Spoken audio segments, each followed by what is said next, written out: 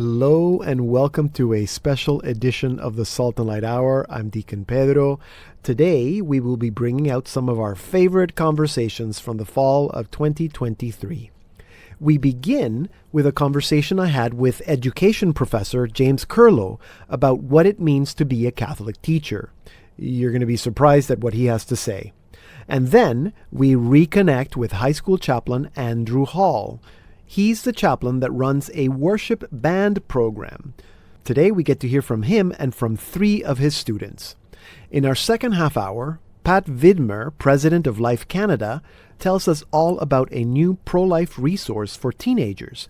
And at the end of the program, we reconnect with singer-songwriter John Paul Von Arx, who has some new music. Remember that you can listen to all our programs at slmedia.org/podcast. You can reach me by email, pedro@slmedia.org, and also through Facebook, Instagram, or X. Just look for Deacon Pedro. We begin now with what it means to be a Catholic teacher.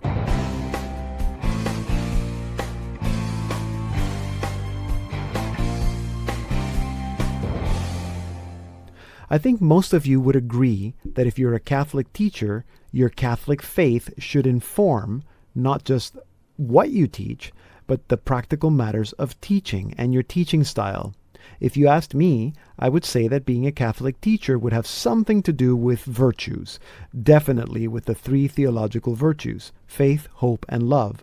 So when I heard about James Curlow's new book titled The Catholic Teacher, Teaching for Social Justice with Faith, Hope, and Love, it all made perfect sense. But reading the book was not what I expected. James Curlow proposes something slightly different, and so to tell us more, I am now joined by James Curlow. James, welcome to the Salt and Light Hour. Thank you for having me. I really appreciate it. So I guess the first question I should ask you is, what does it mean to be a Catholic teacher? Okay, so when I think about your question here, there has to be a little context. Okay, yeah. So just a brief, if you don't mind.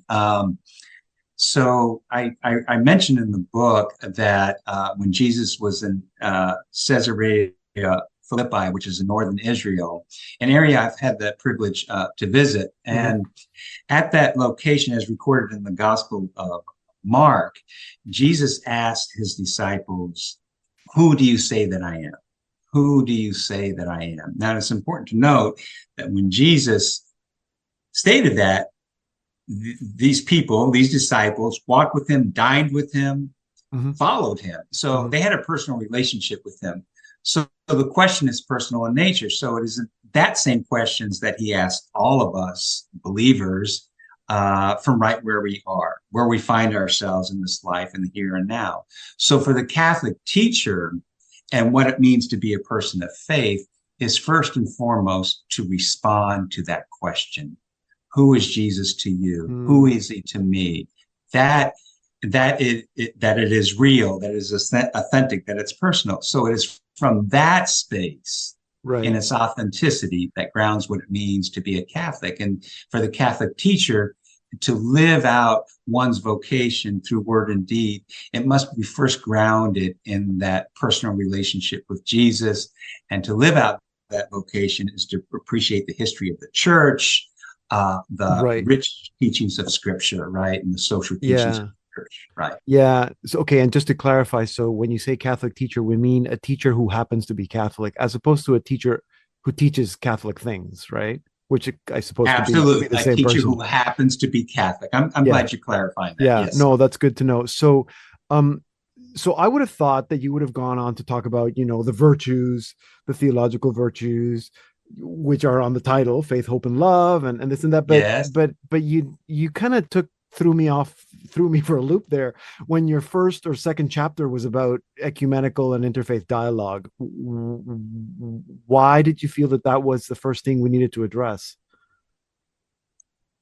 So that's an interesting question. And so just a little tiny context again, right? Because nothing is done in a vacuum, as you know, history, life. And so I think it's important to recognize that in the year 107 Common Era Time, or AD, the term Catholic was first used Yep. by Ignatius of Antioch, who likely knew the original disciples. But also within that, around 40 years prior to that, the term Christian was first used as recorded in the gospel, in the book of Acts, Yep. To describe the followers of Jesus. So Catholic suggests the whole, the group Christians, and as many of us know, to mean universal, right? Right. But it must be understood that the idea of universal is an inclusive concept, as emphasized by the late Jesuit scholar Walter Ong. He talks about that this universality, the meaning of Catholic is like yeast. Yeast expands, and there are no defined limits. It's not like a closed circle, right? Yeah. Yeah. So this suggests an inclusivity and engagement with others. You can look at the history of the church. St. Francis of Assisi, when he went to Egypt and meet the Sultan of Egypt in 1219, that was a big deal. Pope John the 23rd, when he opened Vatican II, famously expressing that the church was in need to open its windows to allow fresh air in, which included the need for interreligious, interfaith, ecumenical dialogue, all of which is critical to find common ground, realizing there's difference, that difference is strength. And so key to social justice work is to engage in dialogue, right? And dialogue suggests another side, another point of view. So I begin the book with this because difference will always be among us. And difference must be negotiated with integrity and with respect and dialogue. Yeah. No, and I appreciate that, because I would have thought that you'd start with social justice, and social justice leads you to dialogue. But you flipped it around on me, and I think I appreciated that. And I love the image of the yeast to help me understand the word Catholic universal as something that is inclusive and not something that is a closed circle. But people can read the book and they can understand this better if your head is starting to spin. James, what do you think your teachers can take from reading your book? Okay, so the primary, I just want to say the primary audience, of course, are teachers, whether one works in a Catholic setting, public setting, private setting. Right. But I think, that the book would appealing to people that are not in education, because I talk about the history of the church, the social teachings of the church. Exactly. And all those sorts of things that I think is informative. But more specifically, for the teacher will authentically understand what it means to be a Catholic teacher. A teacher of faith comes with great responsibility as a way of being, to understand that being a teacher of faith is a way of life grounded in the contemplative spirit and the effort to hold oneself to an inner accountability to serve a diverse student population in faith, hope, and love. Yeah, and I like that you said that you're a Catholic teacher, not just when you're in the classroom, but it's who you are, right? And so I think it's rooted in that we are Catholic. First, you got to be a Catholic. First, you got to be a child of God. You got to be a Christian. You got to be a Catholic, and then you're a teacher. But you just mentioned a word that I'm glad we have a little bit of time, because I wanted to ask you. You said contemplative. Why do you think that the best spirituality, and there's a whole section in the book dedicated to this, why is it important, or why do you think it's important that best spirituality for a teacher is that contemplative spirituality? So obviously it's a multi-layered type of question, but I'll keep it brief, right? But, I talk to my sons. The more we find out who Jesus is, the more we find out who we are. And the more that we are immersed in the scripture, in silence, in quiet, in prayer, and listening to that inner voice, it really grounds us in such a way, speaking of the theological virtues of faith, hope, and love, that hopefully emanates from us in such a way that is grounded also in humility. I have done a lot of work with about this Brazilian educator called Paulo Freire. Hmm. and he's from Brazil, and he talks about be careful being certain with your certainties. And Yeah. so it becomes where there's always another side, another story, and that emerges from a contemplative spirit that is grounded in knowing Jesus and grounded in prayer, if that makes sense. It makes absolutely sense. But again, I would have, thinking about social justice, you're thinking more about, and there's a whole, of course, we don't have time now to talk about it, but maybe I'll throw it out there to pique people's interest. There's a whole section on theology, liberation theology. Obviously, there's a whole section on preferential option for the poor. So all these things, I would not have thought that they would have been fueled best by a contemplative spirituality. But of course, I think everything we do should be always fueled by that contemplative nature. James, thank you so much for the work that you do.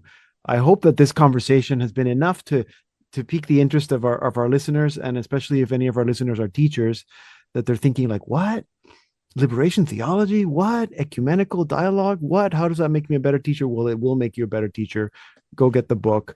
Thank you, James, for all the work that you've done, for the book you've written, for sharing this book with us today, and for getting us thinking uh, of how to be a teacher. You know what? In a synodal way. Now that we know that the synod in Rome has started, that I think you've described. Mhm. You've described that the role of the teacher that it's very synodal, because that's what the church is. So thank you. Thank you very much for having me.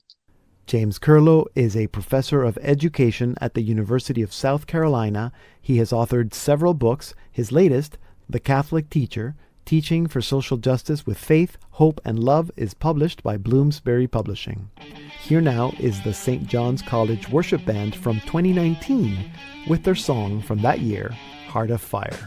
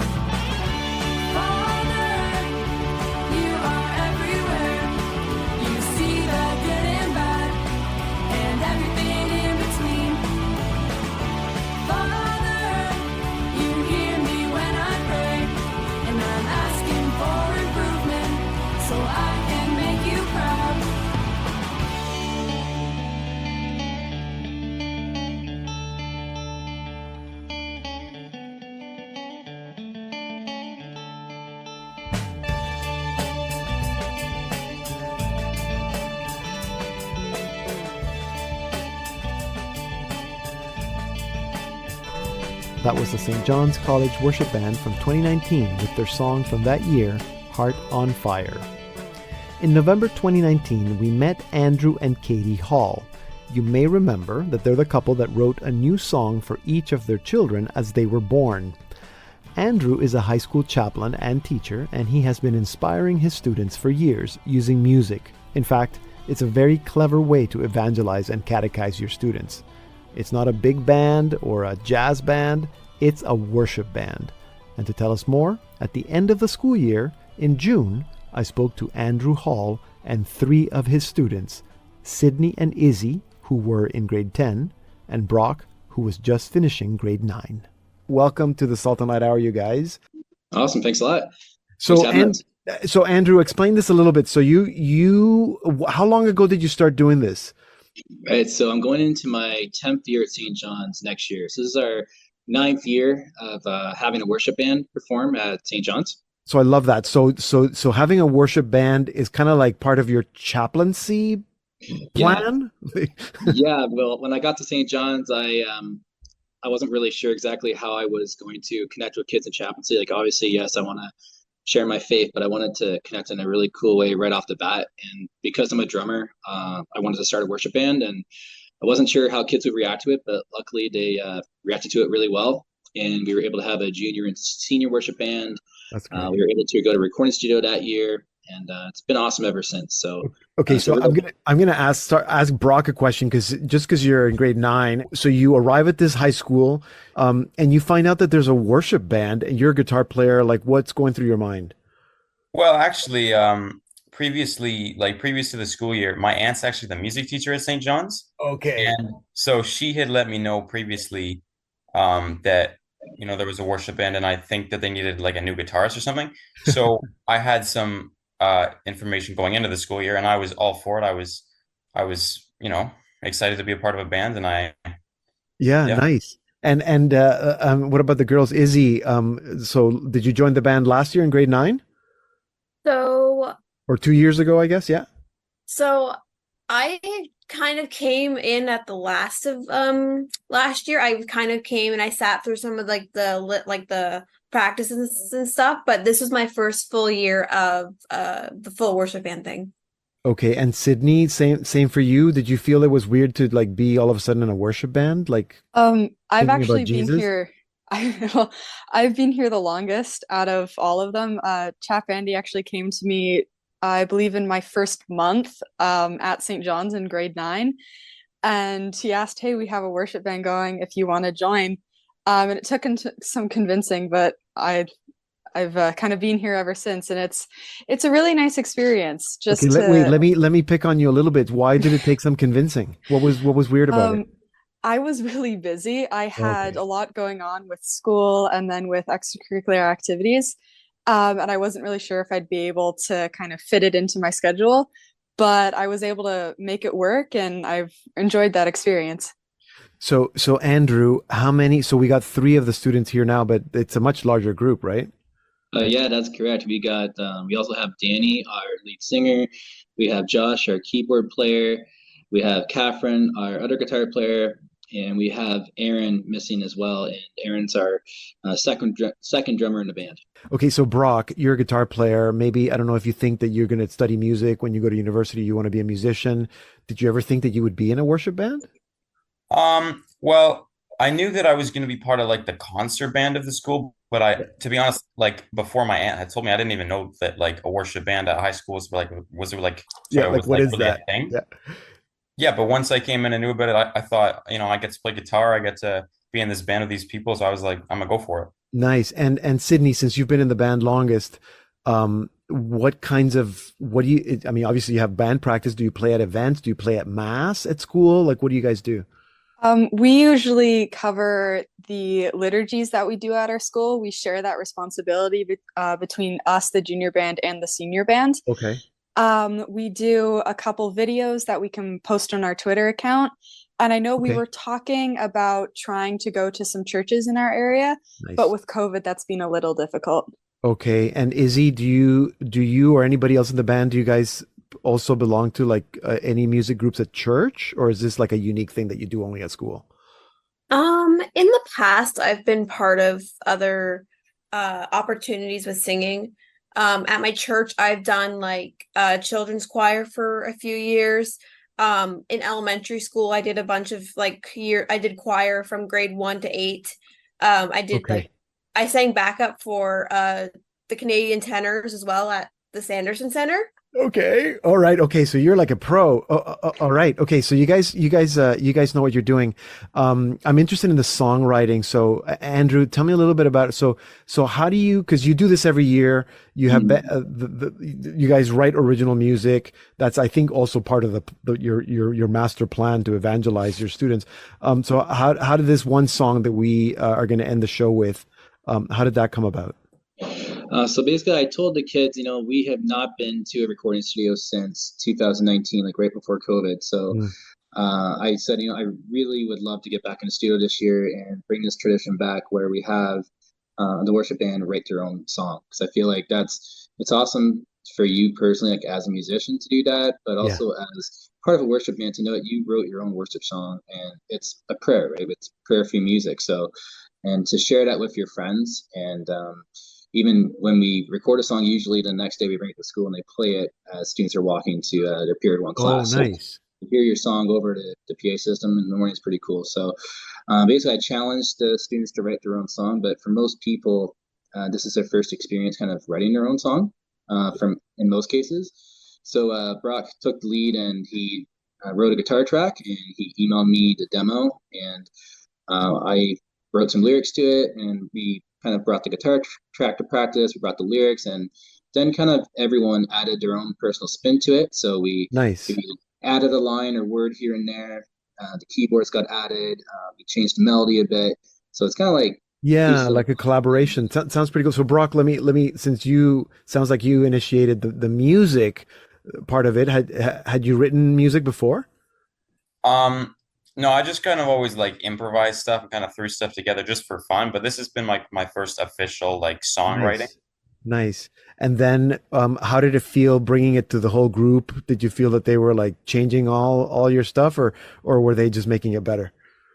The thing that I brought to the group was like it was very basic. It was very like skeleton of a song. So I was very happy to have everybody put in their own opinion on it, and it sounds a lot better than it did. So Yeah, of course. So Izzy, had you been in a recording studio before? No, actually, I have not. But my dad was really upset, jealous that I got to go. Okay, nice. And Sydney, so in the year before when you were in grade 9, did you also have a songwriting experience with the worship band?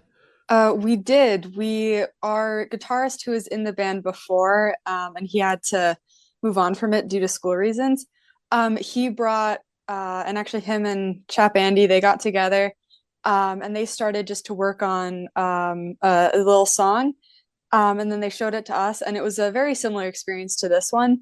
But I did more on this one than I did the other one. And we kind of all chipped in, and at the end we had a fully fledged song.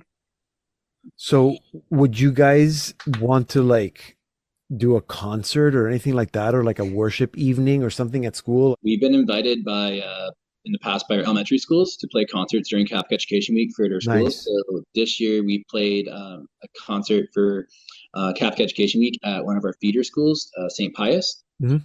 We also performed a concert, not many songs, but as part of a liturgy for St. Vincent de Paul in one of their retreats that they were doing. Mhm. So that was more of a liturgy setting, but taking our music and playing for other people. And our senior band this year played at church. This was the first time we did that since COVID. So I know next year for sure we want to get our junior band back in Yeah. churches providing music ministry. That's a great idea. So maybe one last question to the three students. Is this something that you'd want to do more? Like you're playing in a band, it's a worship band. Do you feel like you're actually helping people with their faith or evangelizing them, or like what do you guys feel about this whole experience? I Sydney. feel as though to an extent we are like we're helping people maybe find a different way to connect with it and a means they hadn't thought of before. Mhm.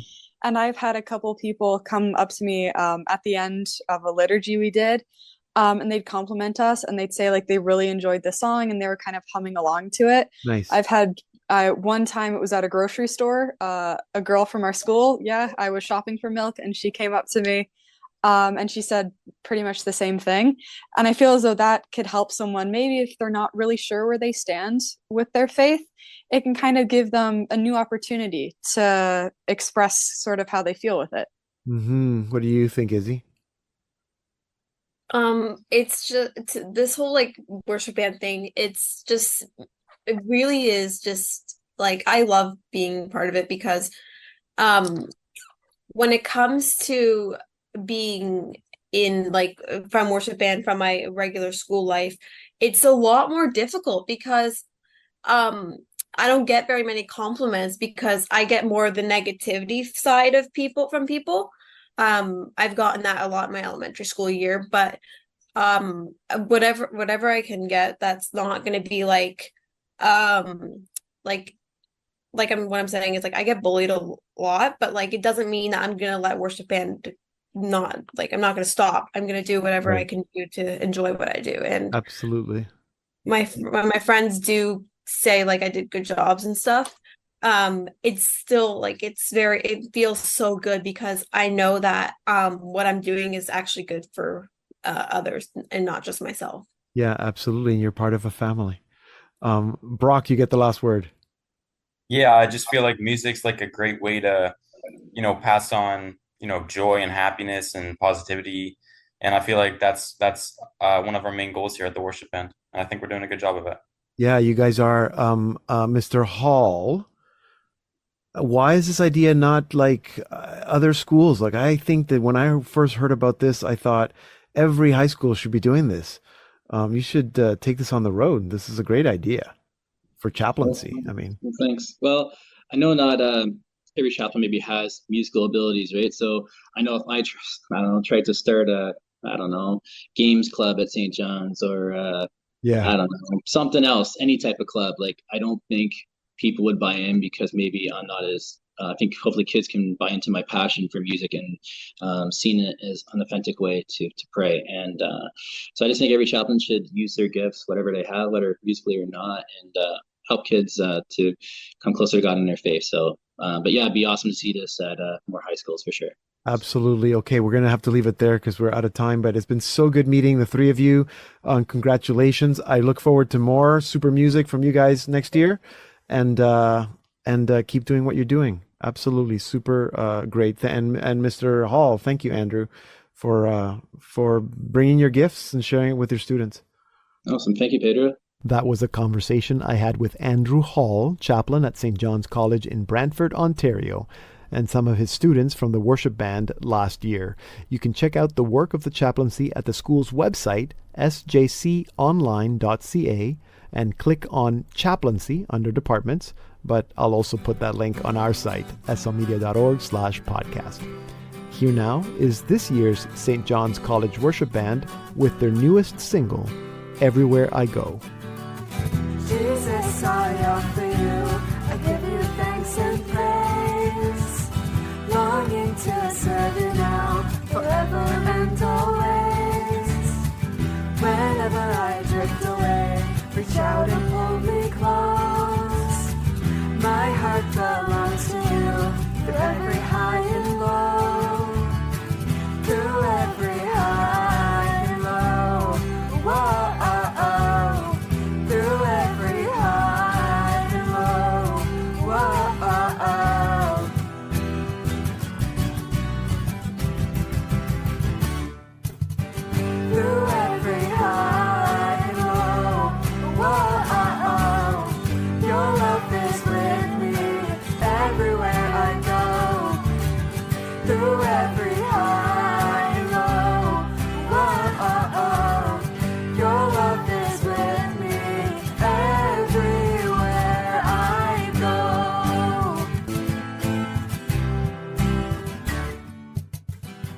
You're listening to the St. John's College 2023 Worship Band with their song from that year, Everywhere I Go. This is a special edition of the Salt and Light Hour. I'm Deacon Pedro. For more of the Salt and Light Hour and all kinds of great content, including watching Salt and Light television, visit our website at slmedia.org.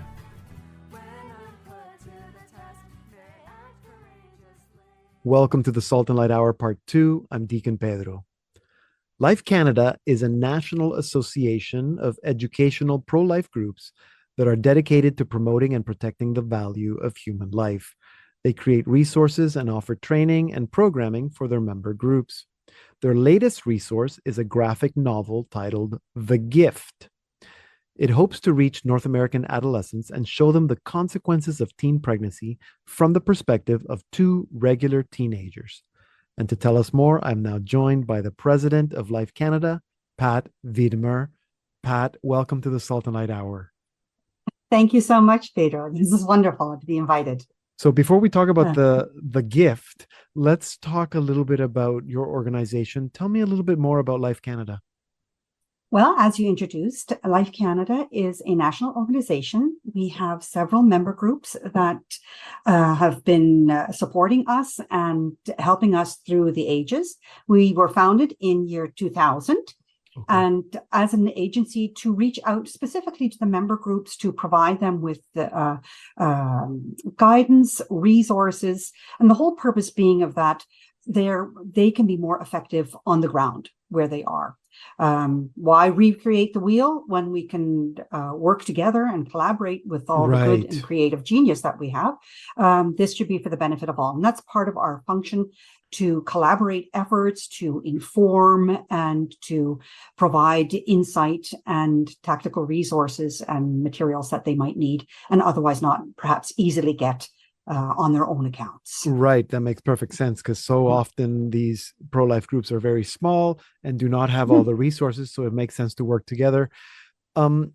Is it some pro-life groups are dedicated to advocacy or political lobbying, let's say, but your member groups are specifically working on educational? That's the focus, education?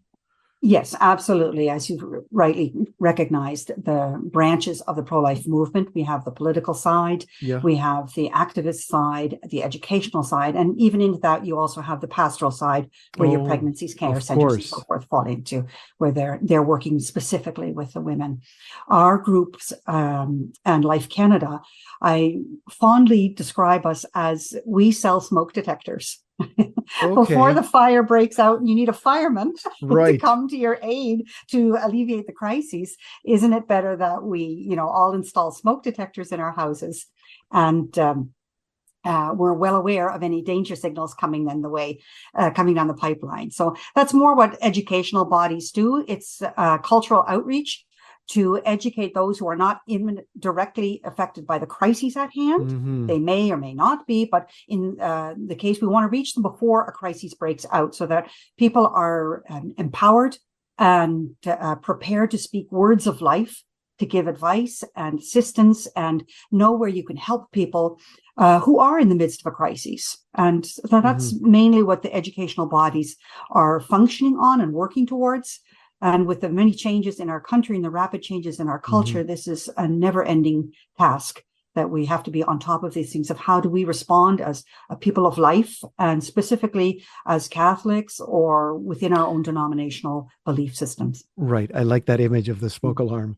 Tell me about The Gift, this particular graphic novel. It's I don't think it's unusual, but maybe in the pro-life community, it's unusual to have a resource like this. How did the idea come about? And tell us a little bit about it. Well, the idea came about because there's been so many efforts and so much time spent on trying to reach our youth. It's one of the central topics of how do we reach the next generation. And it seemed, when we looked at many of the things that have people have been doing, that they weren't having the impact that they want. And we thought we need to bring out something that has never been done before. And in a late night session, we came up with, why don't we write a comic book and put it out in a manner that youth are going to be receptive to.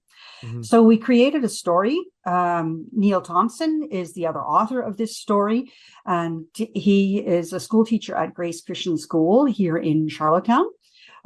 He has his hand on the pulse of all the kids in his school. So he's got that direct insight. I'm a mom of 5, so I've raised my kids and know what they think and do and what they're like. So together we put our insight together of what would happen in a family where you have 2 really good kids.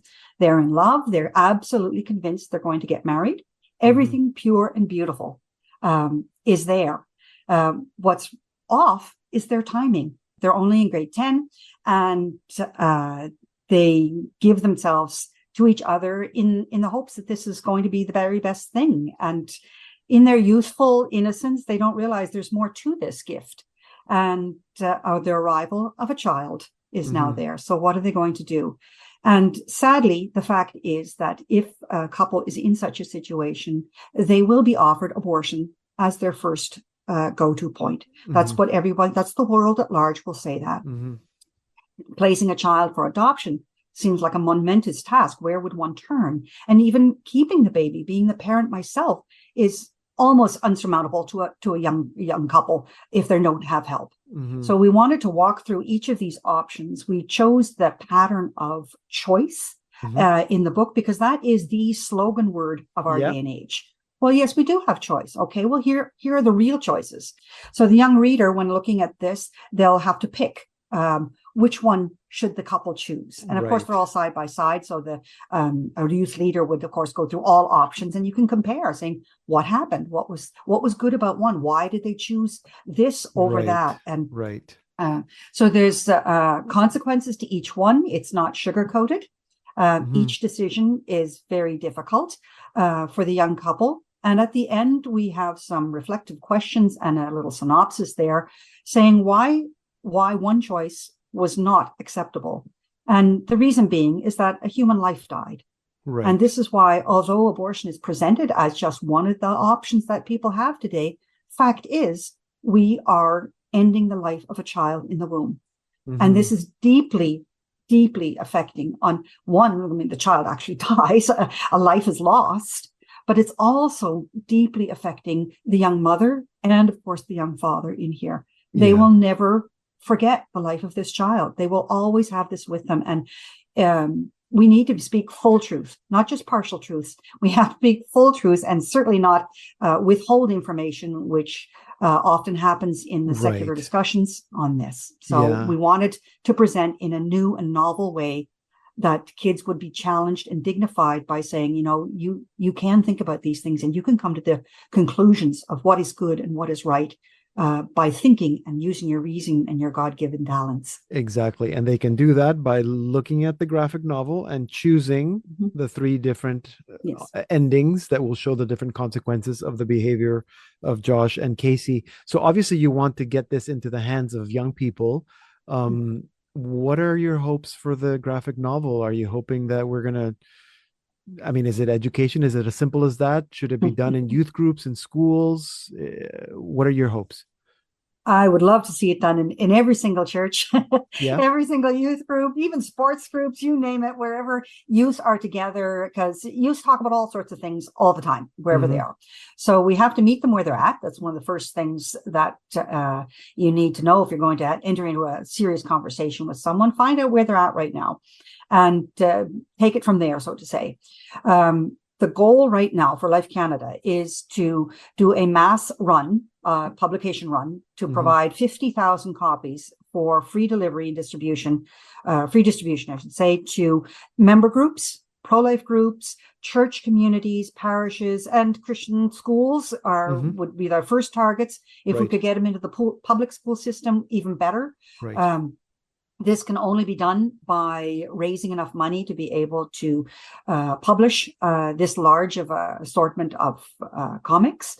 The reason why we want to do it through donor benefits and through the support of our members and churches and like-minded groups is that so many of the smaller pro-life groups, as you just mentioned a moment ago, are too tiny and cost is prohibitive. So we hope to encourage those groups who are in the position to be able to support financially the publication of a large run of these comics books. From the institutional sides, our knights, Catholic women, parishes. We've written to every bishop. We've written to every Baptist organization head, Pentecostals, you name it. Wonderful. There are over 1,000 promo copies out in Canada right now. For people to review. I want them to see it and feel it and touch it and imbibe it and say, this is something we have not yet had in our resources for not only for the youth, your main target right there, to get it to the youth of hand so they can start making, decisions for life, but also for our parents and youth leaders, pastors, priests, so forth, who don't have a resource like this in their reservoir of how to talk to these to their youth about these kinds of questions. So we've made it open enough that anyone could look at this. Any of my materials, that's something I'm very adamant on in Life Canada. It must be coffee table ready. So that if it's on your coffee table and your 3-year-old child comes in, or your 99-year-old grandmom comes in, whoever it is, will look at this and say, oh, this is appealing. What is this? Yes. And, honey attracts more than vinegar. So absolutely. We want people to take it into their hands and say, gosh, I want to talk to this to my teen, my grandkids, Yes. my own kids Yes. about this. Okay, so easy enough before Christmas, everybody listening, either individuals, that's one way Mhm. you can donate, but I love the idea that organizations, your Knights of Columbus Council or CWL or a diocese, they can also purchase in bulk and send a donation to Life Canada, lifecanada.org, and support this new resource. Pat, thank you so much for sharing it with us today, and thank you so much for what you do and for telling us about it today. Thank you so much. It's been a delight to be invited. Thank you. Pat Wiedemer is the president and board chair at Life Canada. You can learn more about their work and purchase the gift or send your donation at their website, lifecanada.org. If you missed any part of this conversation or to listen to the rest of the program, go to our website, slmedia.org/podcast. Here now is John Paul Von Arx with He's Different. When I was 14, my mom told me that she was pregnant with him. And she and my dad were worried because the new life inside was different. 5 months later, when I was in school, my brother was born, and I got the news the night when I held him. The very first time he was different. Oh, he's different, different than me. Oh, he's peaceful, peaceful and free, and different than who I thought he would be. That night I learned that my brother is more than he seems.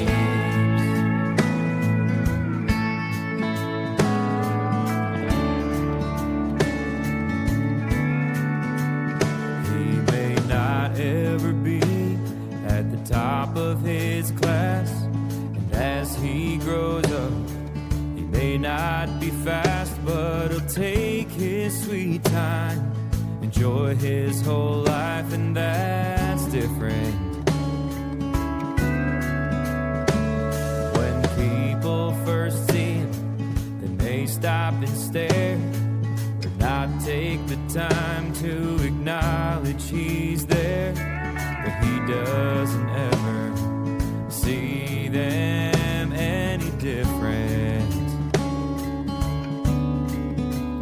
Oh, he's different, different than me.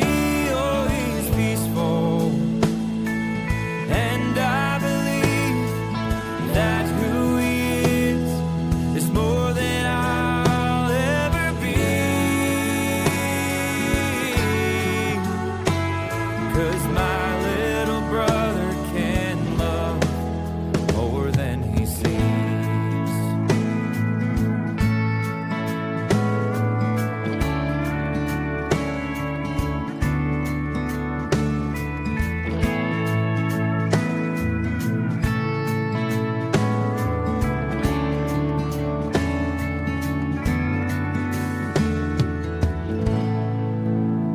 That was John Paul Von Arx with He's Different. We first met John Paul Von Arx in June 2019. John Paul grew up playing in a family band and then performed with the country band Backcountry Roads, as well as with the Catholic band The Thirsting. John Paul is working on a new album and has just released a video to his song that we just listened to about his brother with Down syndrome, He's Different. And so I'm happy to welcome John Paul Von Arx back to our program. John Paul, welcome to the Salt and Light Hour. Hey, thank you so much. It's so good to be here.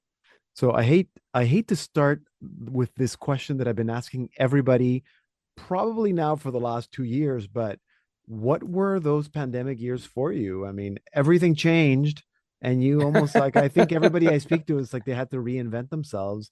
Like, but you got married. Well, no, you were married already, I think. No, I got married.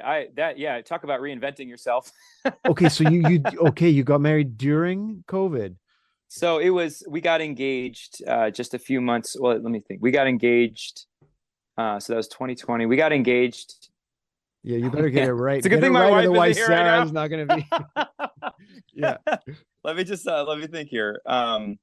Yeah, we got married in 2021. So we were engaged. No, we were Yeah. engaged in 2021. So, but like early 2021, we got engaged.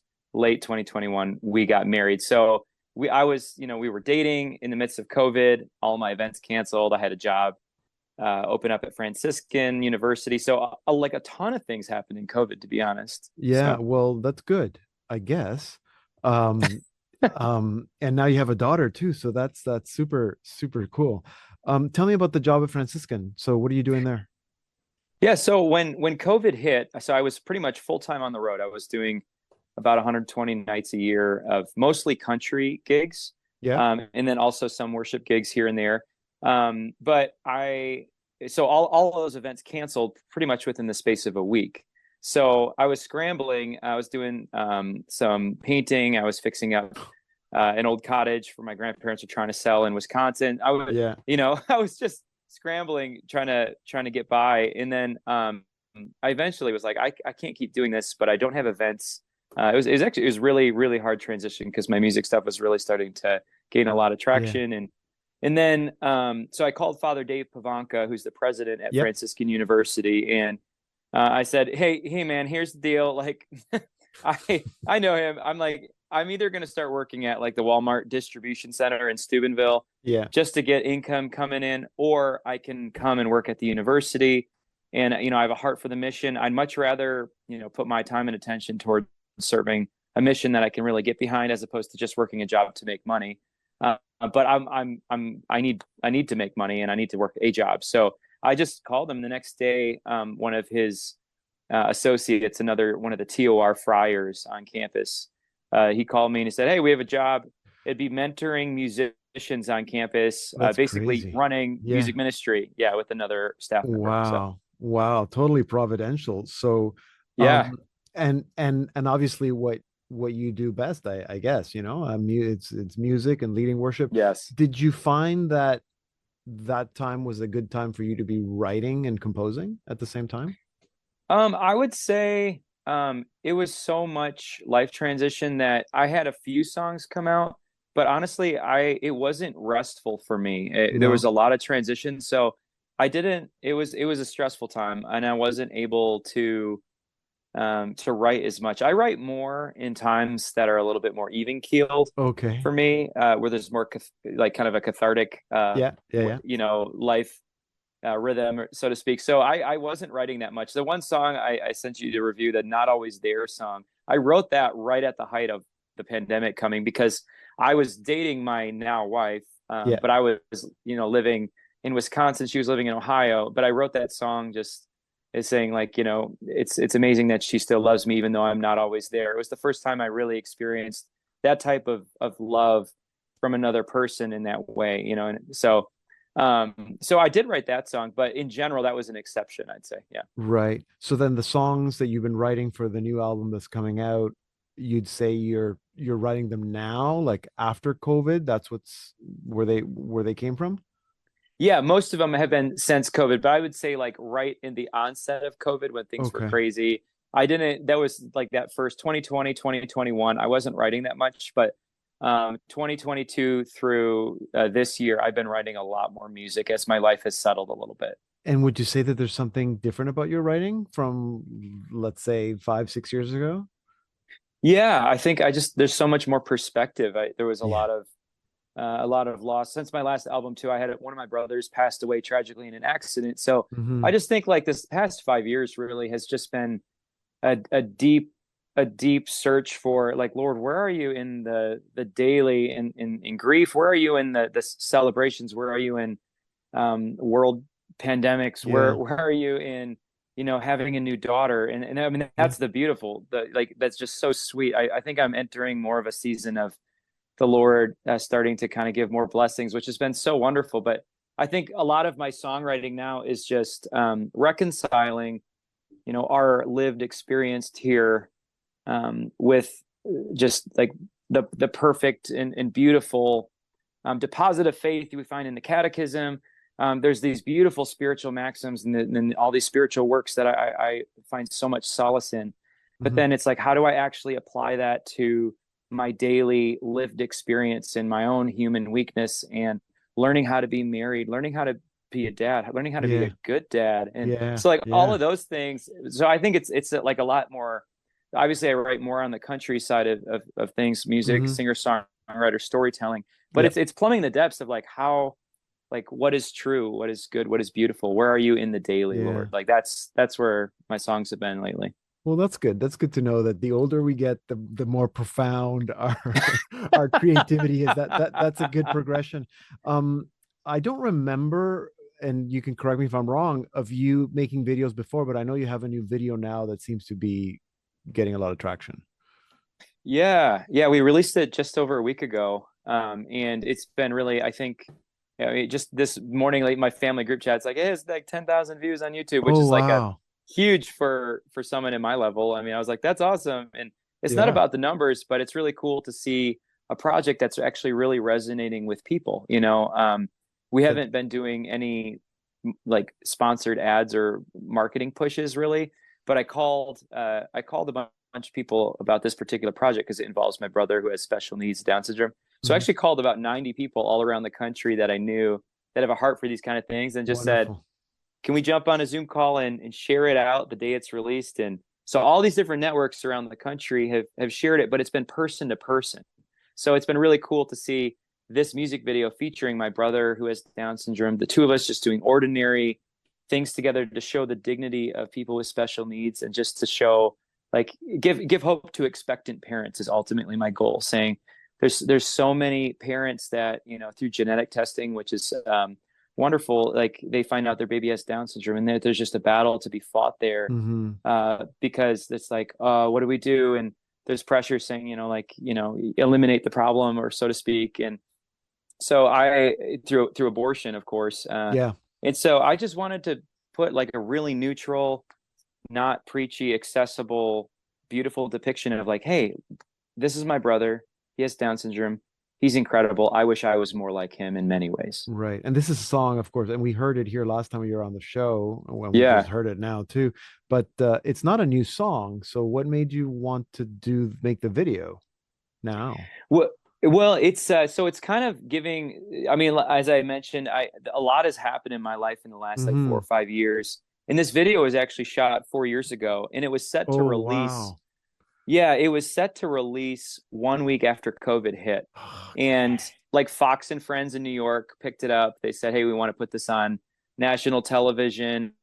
I mean, they reached out to me. I didn't even reach out, to them. And I mean, it was just like a crazy amount of momentum, and it just, everything was going, like I was just getting calls left and right. But then the world just shut down, and I chose not to release it because it was like, this is just going to get buried by all of this other stuff just flying around in the news in the world. And then, then all my events canceled. And I felt like God was saying, just trust me, but wait, trust me and wait. And that was really painful because I was so excited. All my dreams were like, oh, like this music thing might actually be working out. And, but this was the time now.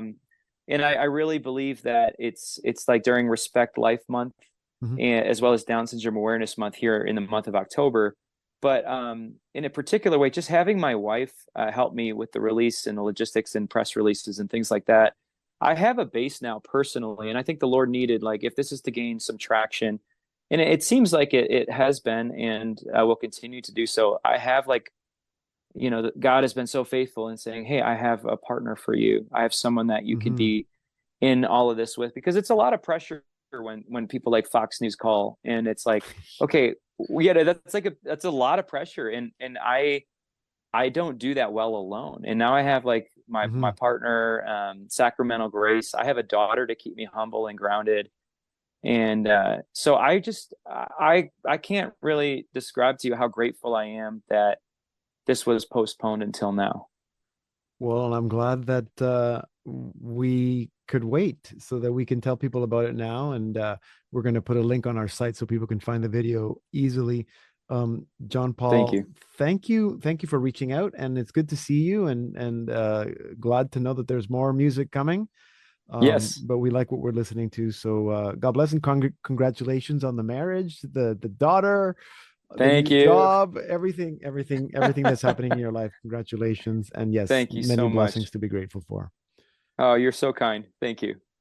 You can learn more about John Paul Von Arx and his music at his website, johnpaulvonarx.com. I'm going to put that link on our site so you can find it easily. And to listen to this full interview or any other part of this program, go to that same website, slmedia.org/podcast. Here now is John Paul Von Arx with Not Always There. Oh, love is the heart of the world. Oh, love, I found it in my special girl. But love, I don't know how to hold on. Oh, but there's no doubt in my mind that nothing good comes easy in life. And I know that she saw in me what I could not find. Oh, and there's a fortnight of waiting till I see her face. Until then, I don't think I'll sleep. She is so good at waiting for me to come home. Though my love is imperfect and weak. Oh, down the road I'm traveling. Oh, send up to heaven a prayer. Oh, You're listening to John Paul Von Arx with his single, Not Always There. And that brings us to the end of this special edition of the Salt and Light Hour. Remember to come see us at our website, slmedia.org. That's where you can find out all about Salt and Light Media and what we do, and also where you can watch Salt and Light Television. If you hear anything on this program and you want to comment or just to let us know that you like the show, why don't you reach out to me? You can find me on all social media platforms, and you can email me, pedro@slmedia.org. Thank you for being with us today. I'm Deacon Pedro.